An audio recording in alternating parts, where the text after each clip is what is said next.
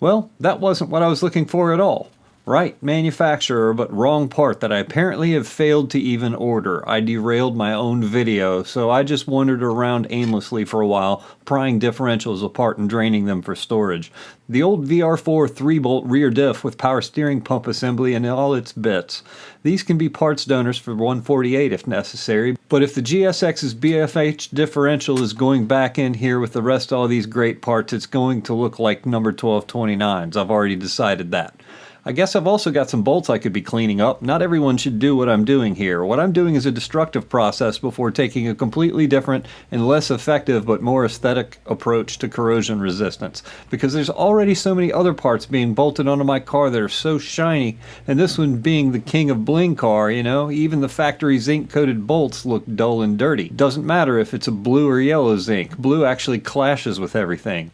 All the bolts I don't replace with brand new hardware are going to undergo black oxide treatment as a marker for what got reused versus what gets replaced. Does that make any sense? You know, I kind of need the contrast. I came up here to try to play chemist and get some bolts black oxided, but I forgot I laid this whole workbench out with the tool haul that happened. So I found all the axle tools exactly after I finished rebuilding my axles. I didn't want that to get by without you getting a chance to see those, but a lot of these others you'll already recognize. We've got this thing that I prepped the power steering rack with and put all the seals in with. We got a crank seal protector. Basically you put this on your crankshaft. It's got a little slot there for the keyway. And then you can run your seal down and drive it in, but unfortunately I've never been able to find the tool that's supposed to go on the outside. Anyway, I've been looking for that for years. There's a lot of stuff I haven't found yet. I filled in a lot of blanks with this last find, but I also created a whole lot of new ones because I found other tools that are in the Mitsubishi service manual. So some of these you've seen before. There's the balance shaft bearing driver. I've got the pullers right here, and you know, this is the plate that you bolt to the block so that when you put this thing in here, you know, self-centers, you can pull the bearing out and you just stick that thing in there and tighten the nut down and bam. So anyway, there's the ball joint separator, which everyone should have one of these in their toolbox if they have a McPherson suspension or ever see a ball joint. That's just a useful tool for ball joints. Got the happy face tool. You just poke this thing through its eyes. You're able to put your 1/4 inch drive torque wrench on that and set it at I think it's something like 32 inch-pounds, and then tighten the nut, torque it to spec. But that's the tool that lets you do that with one hand while you operate the torque wrench with the other, and yeah, it's a juggling act. Seal driver, this is pretty cool. Doesn't matter 1G or 2G, this helps you get your seals driven in correctly. That's the 2G rear main seal housing, and there's the 1G, but helps you get that seal in at exactly the right depth without destroying it. Lip fits around it just perfect. Of course, there's a couple others you recognize. There's the knock sensor wrench that I made with a plasma cutter and a 24mm socket. That's the same thing as the 27mm Mitsubishi tool that's used for a different sensor. Castle plug tool for the oiled balance shaft cover on the front case. This one came to me used with rounded off edges. I find this socket to be practically useless outside of installing the plug.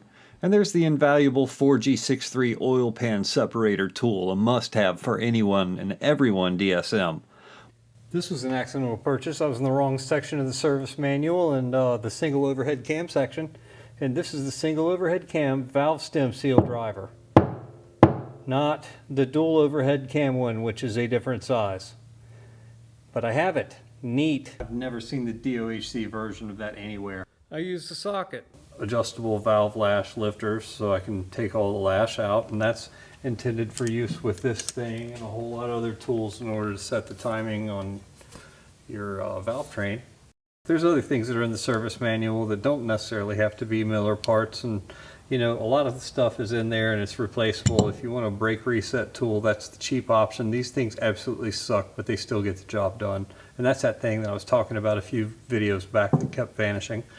Of course, you can't get by with the 4G63 without timing tools, and there's the tensioner tool. And we've got some piston ring compressors. These don't have to be Mitsubishi brand, but they're in the manual. And then this thing. I thought I put this together out of a couple cheap Harbor Freight parts and invented my own cool thing, and then later I'm in the Galant service manual, and dang if the thing isn't already in there as a Did that in 2005, thought I invented something. Nope. Anyway, apparently that's the thing. This is a gear puller. There's a few parts that I was able to find to fill in some blanks for pieces of this kit, but there's supposed to be a collar thing that goes around this, and if I had that collar, then I could put these on it, and that would help me pull, you know, gears and bearings out of differentials and other transmission parts with. So this is 2G only, I believe. There's something in a transmission that's got that on it. All of those things I've had for a while. That's the cam seal driver. This right here is a rear bushing driver. This is the ball joint cover driver, which of course you can't get that part anymore. But you saw me using the back of this to drive some bearings down. You know, it's kind of convenient. Still useful for something on a press. This box has something really cool in it that I wish I had the whole set of. Basically, first you've got this post, and normally you would just, you know, put this thing in a vise and tighten it down, and then you've got all of these handy little stubs here that happen to have splined gear patterns, and I was hoping to have this set up and operating in the previous video, but the diff was too good to take apart. But you put one on the bottom, and then you're able to put the differential on top of it and then operate the top half of it and measure drag with another tool. So I got a few sets of these. I've got, see, these two here are the same, and these two are the same. Got one of those, and unfortunately absolutely none of this fits the DSM. This is only about half of the kit. So I need to find 6 more of these of various different kinds, and that'll be complete. Use this thing for holding flywheels still with. Gotta be careful, don't stand downstream for this. You can knock yourself out or seriously injure yourself. Be careful. You saw me use this incorrectly in the last video for its intended purpose, and it doesn't fit anything on a DSM. It just looks like something that's in the service manual. I have pieces of the kit for setting pinion depth. I'm supposed to have another thing that's still being manufactured that's supposed to ship to me, but there's another part still that's missing, and I haven't been able to find it. I did locate this entire kit, and it is available. There's only one in existence for sale anywhere, and it's $700. I didn't pay that much for these things, but if I ever see those other parts pop up, I'll fill in the blanks. You saw that in the last video. We drove the axle seals into the side of the differential with it. There are other pieces here that all coincide with this particular tool. This is the axle tool that I pulled out and did a couple of things with. But I did get all these little rings that you can press gears and seals and parts on and off of shafts with. There's various places where the service manual calls for some of these, and some of these are for the axles. And then there's the one tool that I was talking about. This was the $70 tool, and I didn't realize this, but somebody actually made this to order for me, and that was cool. I had to wait for it, but that fits perfectly in both of the seals, whether we're talking about the dust seal. And I'm using these old seals as an example, or you can use it on the bearing seal, which is what the opposite side of this tool is for. What makes it a convenient tool is how it fits the parts, and it's easier to see if you've got the part off kilter or out of center before pressing it all the way on. But like I said, these seals are used anyway, and none of this really matters except to show you how the tools work. 998818. This is the bearing sleeve installer for the 4th gear in a 2G manual transaxle. It's one of many needed, but like I said, I'm just filling in blanks. It would also work in a press for the ABS gear for the 1G rear axle because it fits. 990728 is the drive pinion bearing installer, as well as the side bearing installer for the rear differential, depending on which side of it you're using. Some of this stuff's made by OTC, but all of Jaffro is happy. Happy to have all of it. It was a great haul. I filled in a whole lot of blanks, but really, I came up here in order to play chemist, so I got to get back to that. I'm gonna need a bigger drawer, I know that much. Nah, it did fine.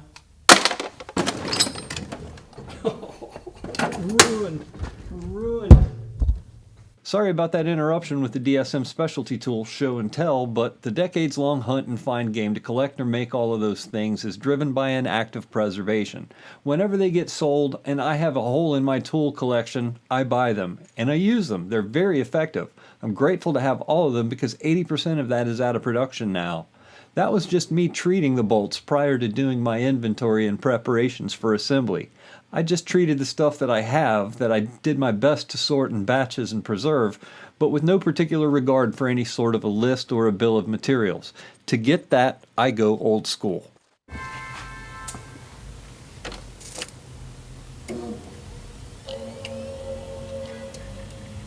I know a few of you have watched my caps videos, and I'll admit they're not very popular, but I go old school for my parts info because it's always the most accurate, even if it's dated.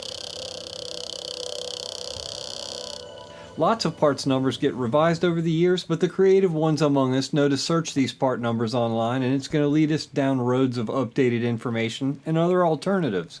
It all starts with you searching and finding the info, and it's important to be organized when you're doing it. I use this iMac to find specifically what I'm looking for. It's been one of the best tools in my arsenal for decades because it runs Mitsubishi caps, and it lets me instantly look up everything that I'm working on around here. I get the data I share with you straight from the horse's mouth because I care about its accuracy. It's the period correct information from their glory days. So after 3 days of eye strain living on nothing but bottled water and oatmeal cream pies, I've managed to compile just about every single part of the entire undercarriage of a second generation all-wheel drive DSM here in this spreadsheet. And this is everything from section 25 through 37. So both front and rear subframes and suspensions, all the information for me to do a complete inventory. And this is all the stuff that never makes it into the videos. This is the stuff that I don't show. It's my research. But what I've done here, I've used caps. So I've selected only specific information, only the vehicle name code and the model. I've left everything else blank. It gets no VIN number, no classification, no interior options or any of that stuff. I want it to run into questions whenever there's options and to make it ask me. Ask me. And so what I've done here is I've gone through all of the subgroups. For instance, we'll just go here to the rear axle. And we're going to visit the actual differential. And I've selected multiple parts throughout the group to make it look all of them up. And we'll just use that as an example. Every single time it has options or parts got substituted or there were revisions, it asks me, in this rear differential carrier assembly, from these production dates to these production dates, it was this part number. From these production dates to these production dates, it was this part number. Any differences that might be found between the differentials, and you can see this is the automatic and the manual transmissions, because I gave it no information, it's assuming I need the entire list to pick from, and it delivers it here. So what I've done is I've documented the production dates and the part numbers requested for what the equipment is and built it out into this spreadsheet. Yes, indeed, it is the same spreadsheet I made back when I used to build engines on this channel. I just added 24 more parts subgroups to it. Using the parts references that are in caps and all the diagrams, I've separated this by production dates. You can see the year, you can see the production year, month, and week. That's what the dots are, is what week of production. I document that real close and careful like, but the rest of the information, stuff that fits on every single year of the car, just gets plastered down here, and so I can just use that and fill in all the part numbers that it gives me and all the data and the part name and part spec fields. So this is where I get all of my parts information from. This doesn't connect to the internet at all. This computer is easily getting up here on what? It's 27 years old. It's 500 megahertz. It has a gig of RAM. And it's currently running 2 operating systems. And I'm doing something extremely useful that I can't even do on the internet today. But anywho, now with the help of the illustrations where the reference numbers line up and with the part descriptions and the quantities, I'm able to determine, since I know when my car was manufactured, it was October of '94, since I know where that falls in this chart, I know how to identify specifically what the bolts are. And as I move along, I like to fill in stuff like information about the bolt grades and their, torque loads and things. I put all my notes in here, and earlier in here you see I've got more of that filled out in earlier sections where it's related to the engines. But I just compiled everything for the subframes underneath the car. This is 991 parts. 991 lines, sometimes 5 parts per line. But it's because this computer doesn't connect to the internet. I mean, it can't in any useful way, but even if it could, I still don't want it to. I had to drive it back home and network it to my media server so that I can then edit all the screen captured pieces back into single images again. The internet may have changed, but local network protocols haven't. I had to do this because CAPS is the digital equivalent of operating a microfiche machine, and none of you who grew up with the internet from birth have any clue what I'm talking about. But in a nutshell, it's limited because the diagrams are larger than the display window. You don't get more display window from resizing your screen resolution, and now I have to reassemble them all back into a useful state again, which I did. It produced lovely JPEGs like these. I do all this to make the information more digestible, more useful, more easily accessible, and because I know that computers don't last forever. When this one dies, I'm not sure I'll ever be able to replace it. But it's a trooper.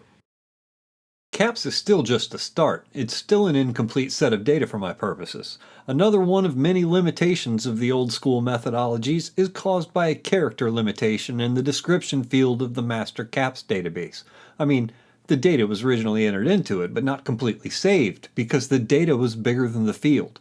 I've tried. You can't extract the data that isn't there. This leaves me with occasional incomplete descriptions and lots of missing information about bolt lengths. I need all that data to complete my inventory, so I just search by the part numbers instead. You'll get enough results to click through that you'll eventually find what you're looking for, and when you win the lottery, you get photos where you can even read the bolt grades. The inventory and part number data CAPS gives me are perfect, but when I do all these things together, this is how I get the data that helps me put the car back together from boxes and Ziploc bags. This also helps me gather my list of other materials beyond just the fasteners to make sure that I have everything. It helps me reduce the amount of incorrect parts that show up because search engines love shoving things that are both similar and wrong in front of you at the top of the page. If you order parts by name and car model, that absolutely will happen to you.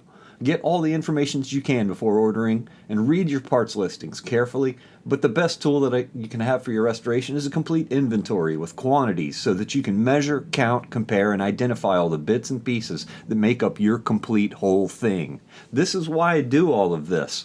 I fill in bolt grades while I review and complete my physical inventory, and I did all this exact same work for my Galant already. That's why the information that I provided in the videos for it was complete, specific, and accurate. That one has its own spreadsheet just like this, and you saw how that worked out on the whiteboard for all of us. Between CAPS, online parts listings, my physical inventory, and the hard copy factory service manuals, this is how I gather all the information and specifications that I share with you here. This is how I discover there's a whole missing bag of parts or there's something that I haven't ordered yet before the camera starts rolling. Some information comes from my experience of doing the work, some comes from the horse's mouth, but either I don't speak fluent horse or that horse was a tad bit deficient. So I make up for that shortfall by scouring the internet for other people's translations and observations. I rely only on that period-specific correct data to develop my modern solutions and to base this information off of. And again, you saw how that turned out for the Galant. The subframe and drive shaft make up 22 parts groups. And I quickly realized in the opening scene that this was work that I absolutely had to complete before moving forward on the GSX to continue bringing you the same quality of video that you're used to seeing. Restoring anything's more than a process. It's an evolving exercise in creative problem solving. You're in very little control over that evolution. You simply signed up to be the one to discover all the ways that don't work and to deal with each and every one of them that arise, so there's no need to ever get bent out of shape about anything. From the disassembly to the bagging and tagging of parts, collecting specialty tools, generating and completing physical inventories, arranging your storage, even the time you spend developing friends with common interests and special capabilities that are willing to help you along the way, all that work is necessary to make your idea turn into a physical, tangible thing that really did happen. The more tools in your arsenal and the more time you spend on these efforts in advance, the smoother your assembly is going to go and the better the finished product's going to be. Sometimes you have a specific problem and you just have to make your own tool. So let's go ahead and do that. These are all the front subframe GSX parts that I collected following its disassembly, and you can see that I'm really ready for that one to move forward. It's not even all of it. There's axles, brakes, the bolts we just cleaned up. It's moving forward because my inventory's done and because this project is totally launching right now. I've got to get that GSX off my lift. I focused the Galant rear subframe restoration video on completing that work, and I did every bit of it. But I actually stopped short of making the car roll, and I have an example of making a tool out of junk for creative problem solving. So all those great GSX parts that I want to use right now go right back on the shelves again. Sorry, I need my workbench for this. This is my problem to solve today. If you roll a car around that doesn't have axles and nuts in it, then the bearings are going to press apart and separate. That means the wheel can fall off. Doesn't matter, front or rear, it needs to have an axle and a nut in it. And yes, that's something that many of you are going to recognize. You can tell that I've been doing plenty of other things too behind the scenes. And I filmed none of it. Yeah, that's the roof of my clean room from my home garage. I demoed the clean room. I moved all the furniture and the roof to the shop with Matt's help. It only made sense to do this here. This time I hung it from chains. Shop door still opens up just fine. But I did this because there's nothing that I can do better at home than I can do here at the shop except for clean bolts, and that's why the Galant needed to roll again, so that I have room to build this clean room out and do other things here. So I need some front CV joints to jam in those 0 mile front hubs to prevent them from getting destroyed by the time I want to start putting miles on them. It'd also be really embarrassing to have a wheel fall off at someone else's shop that's working on it. With brakes installed, it's not likely to occur, and that's why I really put them on there, but using the brakes as a stopper would also create rolling resistance, and the bearings could still become damaged. Just having brakes is enough to keep the bearings mashed together, and nothing's going to work better than installing an axle for that. Or at least part of an axle. Truthfully, a long bolt or a section of all thread with a nut and some big washers could work too, but I'm being fancy and harvesting CV joints to do this. Let me be fancy. Of course, if you're using a bolt or a piece of all thread, you won't get all greasy, filthy, and grimy like I'm doing right here to dig all these balls out. You'll miss out on all of this. Needing this is more of a problem that I have right now than most of you might, but I own 5 cars that use this exact same bore, spline, nut, and washer on 18 out of the 20 hub bearing assemblies I have across all of them. Turn a broken part into a tool that preserves other parts. I can't complain about that. Now the only thing left in here is the bearing cage, and there's an angle that you can align these that will let you remove it. But I can't see it for all the grease in here, so I'm just going to clean up the rest of this with mineral spirits to fix that. And wouldn't you know it, with just a little compressed air, it fell right out. And if it's that easy, I don't need to show you either. If you were smart enough to click this video, you'll figure it out. Here we've got what I'm pretty sure is a broken 2G Eclipse axle.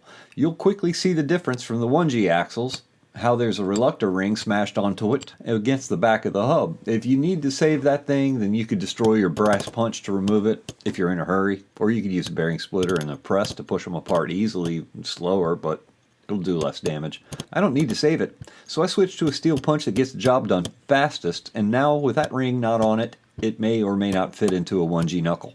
1G DSMs use a different kind of ABS sensor than the 2Gs, and their design and parts even differ between their front and rear axles. But this ring on the 2G axle could interfere with the back of some hub assemblies depending on which 1G you're trying to fit it in. It really doesn't matter if it doesn't fit the Galant, because I still need some extra ones for my 2G GSX as well. This axle suddenly became a special kind of useless to the car that it came from. And let me get this boot off and clean it up so we can take a look at why. The kind of useless this axle became allows it to just fall apart, which is convenient for me. There's a whole lot less work that I have to do now. Shaft's fine, but the bearing cage shattered. I think I've got enough outer CV joint examples for what's next. Let's play the shell game to get ourselves thoroughly confused. Here we have a stock 1G, 2G, and a Mirage Colt outer CV. Might be from a factory Elantra, but either way, same diameter, length, and splines, and it would fit a DSM. The inner axle seal boss diameter is smaller than the one on the DSM is. The overall diameter of the outer joint is even smaller too. I don't need that inner seal boss to actually make contact with the axle seal though. That's irrelevant. I just need the support that it provides pressing against the inner bearing in order to roll the car safely. The smaller seal boss will still support the back of the bearing just fine. Nobody's going to be driving this car through puddles yet. The shaft on that joint still has the right splines, threads, and length, so you just couldn't use the big seal bossed 1G or 2GM axle joint to support the back of that tiny Mirage or Colt axle hub because it would crush that inner seal. That's the only difference. The seal diameter and length, as well as the physical size of the outer joint, are all you really need to be cognizant about for the fit on your application.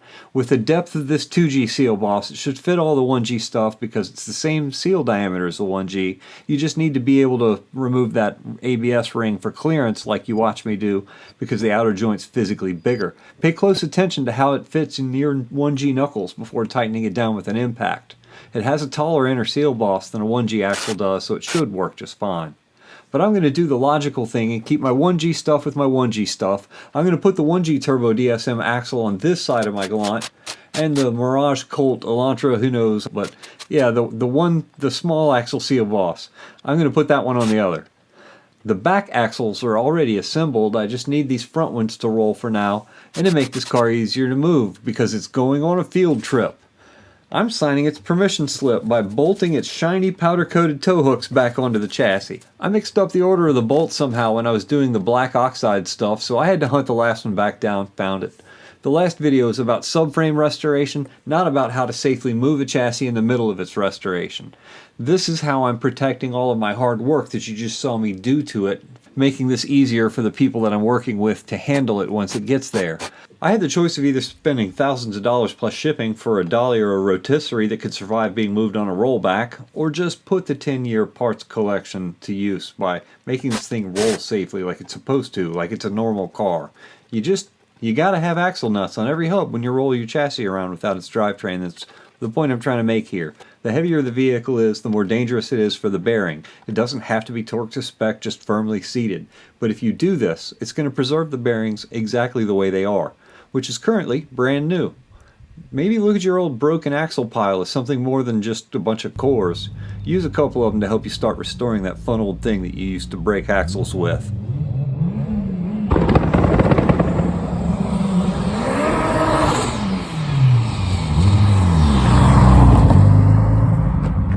My tool collection will forever continue expanding. More of that stuff's still coming in, and it's going to continue to as I discover new pieces. Here we've got an alternate version of the cam seal driver. Matt tried to use my screw type driver on his Evo and it didn't work. This is the one that would do it. I'll figure out which one fits what car best later, but I like having options. Another eBay find. Thank you, Atlantic City Pickers. I think this guy's figured out I like Mitsubishi stuff because he keeps finding new gems and listing them there for me. This here is the alignment adapter for my incomplete pinion gauge set. You saw the gauge block earlier, and another one of that kit's tools that I'm not even using for checking pinion height on a DSM, but it's still cool to have. Don't let the small size of these boxes make you think they're cheap. This one plus its companion were $80 and the box weighs only an ounce. But these complete half the tools needed for this test, and between what I have and the handle and what I'm paying to have made for me by Auto Tool World, I've now got over $300 into this pinion gauge set so far. And I still need the gauge tube and the center screw for it, or else the whole thing's useless, but I'll find it someday. The look-alike box in the opening scene was supposed to be this box of Volk Metalcraft 2G aluminum front subframe bushings. I remember pouncing on them back when I discovered them, but clearly I failed at checkout or something. When I did check out correctly, which wasn't hard, I don't know how I failed, but these things showed up so fast. I got boots for the GSX's front axles. I do plan to rebuild those, and after rustling through all those other parts that you saw on the table earlier, I noticed there were no sway bar bushings in that old school energy suspension bushing set either, so I ordered those as well. Thank you, STM Tuned. Those were just things that I could easily observe that were missing. I needed the precision of this inventory list to check everything that I have against.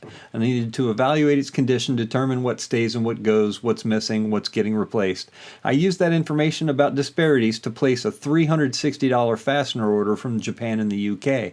That's a lot of holes in my inventory that I couldn't easily observe. That's how important this tool is. Don't be alarmed by the shipping dates. The stuff coming from the UK will get here in time for me to complete my video schedule. I prefer to buy my restoration parts from my favorite speed shops because they get my parts here to me faster, but I placed this order through Amayama because there were so many other OEM specialty fasteners that I would have to wait for to complete the work that I already have to do. It just made sense. Inventory is always a major step of any car's restoration. Typically it's ongoing and none of this work is ever glamorous. It takes time, focus, and money to fix it. So for any of you who have ever wanted to do this to a car, these are all the tools that I use to get through it easily. Of course, not the specialty tools. I just collect those for the sake of their historical documentation here on my channel. Not buying that one? Alright, fine. I buy them for my own personal self-gratification. Seriously, being showered with rare out-of-print specialty tools after long hours over a keyboard and mouse certainly does lighten the mood. I can't wait to show them being used or show you where the Galant's going next. So there's my GSX's path forward. It really is happening, and if you like what you saw here, please thank my Patreons. And until next time, stay tuned. Who jit this is? I said, oh, Jit this is. Better back up off it. your daddy needs a ride.